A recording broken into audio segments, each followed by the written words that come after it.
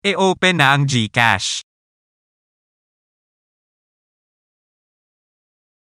E-enter na ang present MPIN. 9990. Tap sa later ng pop-up. Wait, e-blur ko lang. Nakakahiya kasi konti lang laman. Tap na dito sa profile. Tap dito sa settings.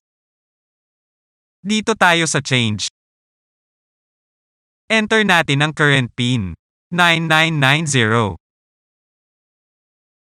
Now, ilagay na natin ang new MPIN ng 2 beses.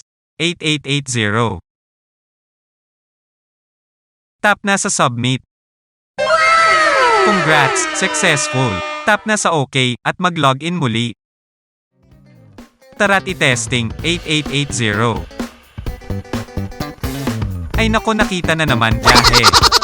Anyway, salamat po at paki-like naman at consider subscribing. See you sa next video.